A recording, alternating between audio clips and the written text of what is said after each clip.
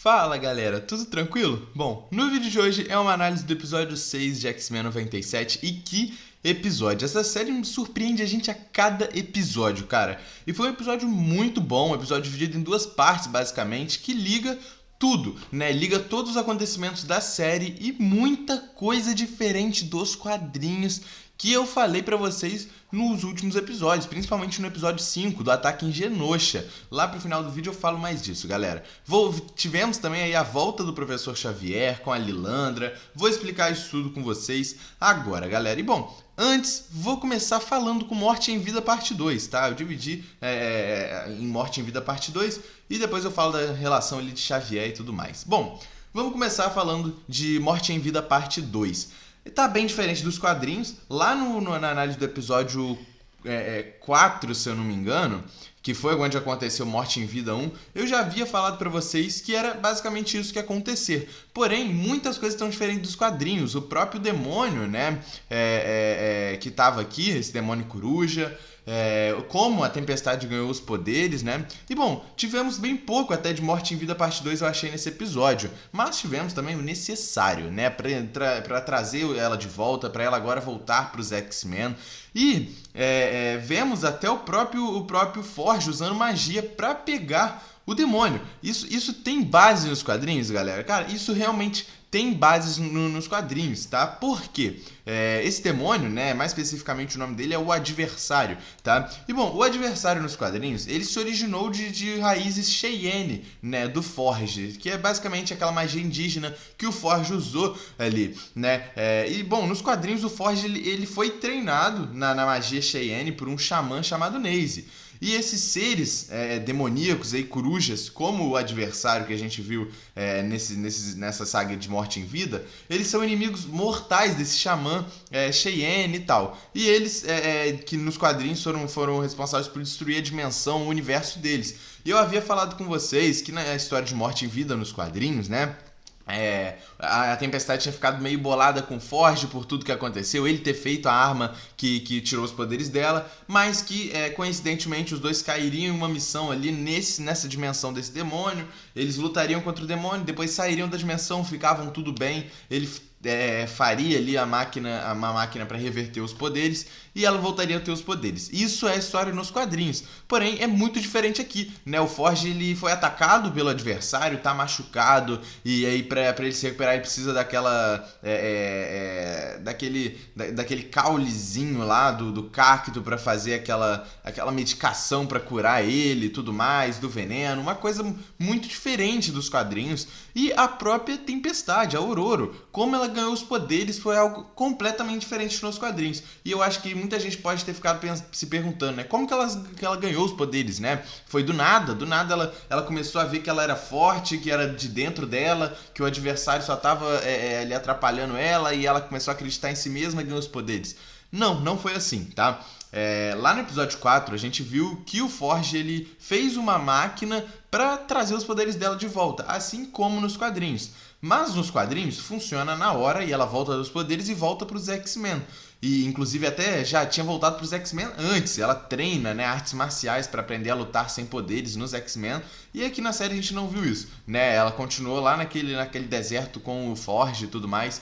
E não foi do nada que ela voltou a ter os poderes. Ela realmente, a máquina funcionou, mas ela estava meio que para baixo, não estava acreditando nela mesma, não estava botando fé, né, no poder dela e tudo mais, por isso que não tinha vindo. Porém, ela se cai ali, se submete a uma situação muito delicada, né, de uma fobia dela, que ela tem fobia de lugares apertados ali, eu esqueci o nome, é claustrofobia, né, que tem ali fobia de lugares apertados, aí o adversário vai vindo, e aquele adversário que vai vindo ali por baixo da caverna é da cabeça dela, porque o adversário verdadeiro foi preso, conseguiu ser derrotado pelo Forge na magia lá indígena. Então aquilo ali é da cabeça dela mesmo, entende? Pra forçar ela a despertar os poderes de novo, e ela desperta, e termina, né, essa parte de Morte em Vida parte 2 com uma ligação em Genosha. O Forge liga a TV e tá dando notícia de Genosha, o ataque que teve com os mutantes, e ela chora, né, fica emocionada, e é óbvio que no episódio que vem ela vai voltar pros X-Men, já tá com os poderes, então vai ser um grande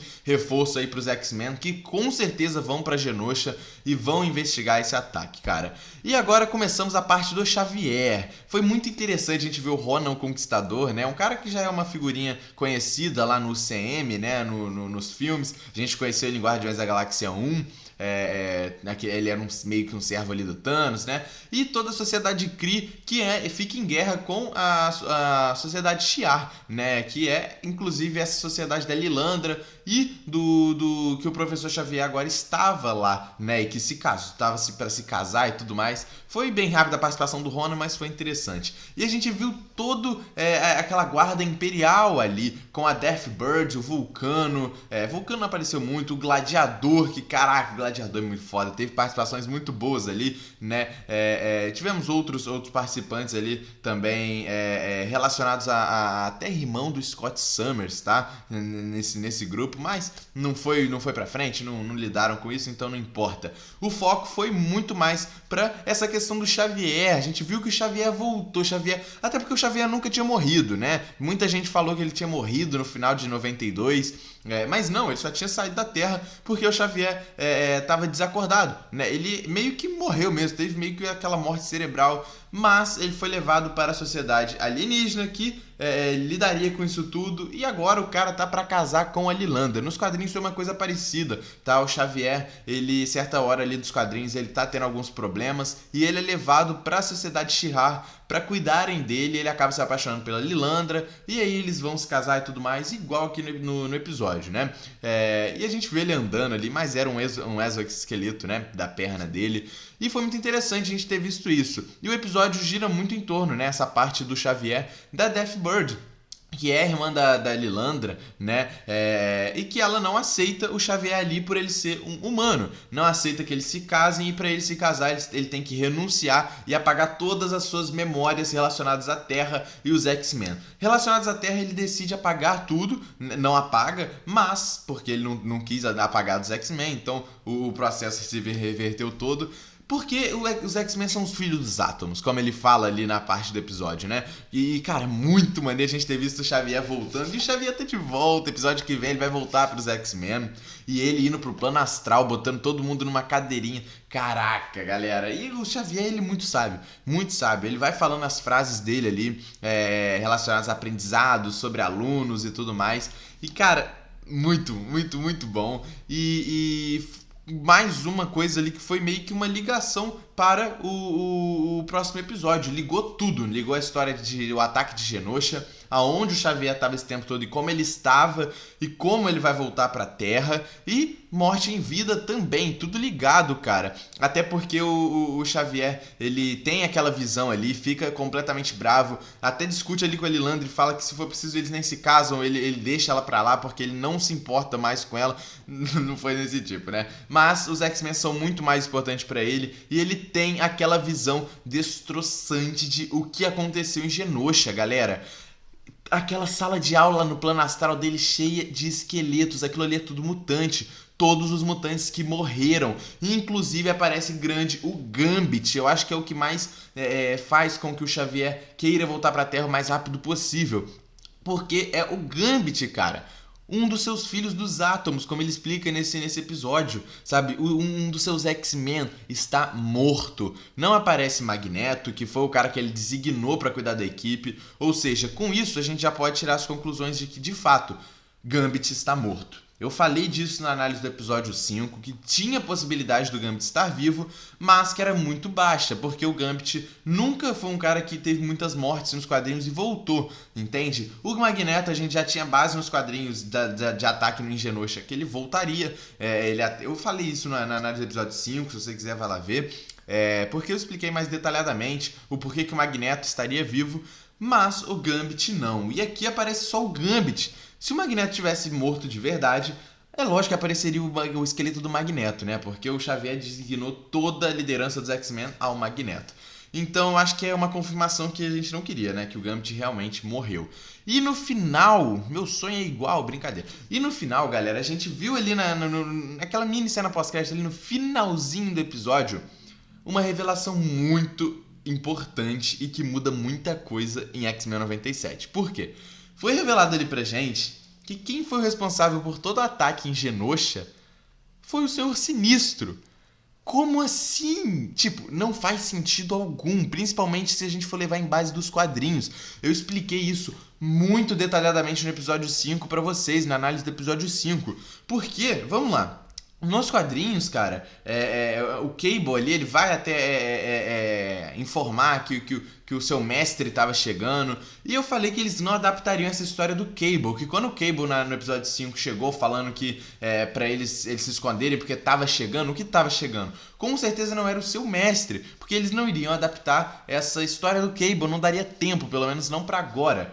E aí eu teorizei que poderia ser a própria Cassandra Nova, a irmã do Professor Xavier. Porque a Cassandra Nova, nos quadrinhos, ela que foi a responsável pelos ataques em Genosha. Entende? Todos os ataques ali que mataram milhões de mutantes no episódio 5, quem foi responsável nos quadrinhos foi a Cassandra Nova. E é lógico, por teoria, como essa série tava bem fiel aos quadrinhos, por teoria era pra ser a Cassandra Nova que foi a responsável pelos ataques.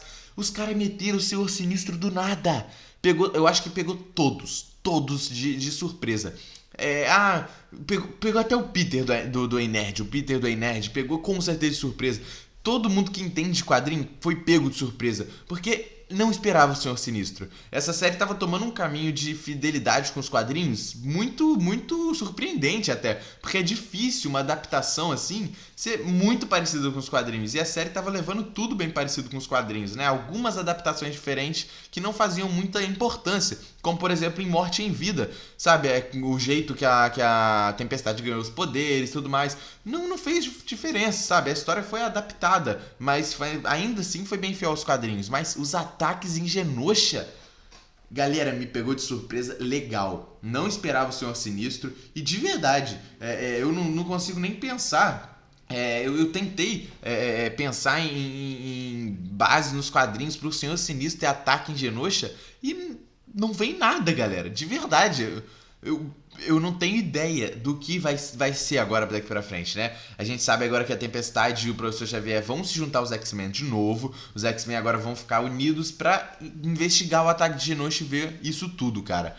Cara, eu acho que é um tiro muito grande no pé a Marvel adaptar desse jeito, né, os ataques de Genosha, meter o Senhor Sinistro como responsável do nada, até porque como que ele teria aquele controle daquele Super Sentinela Prime lá, sabe?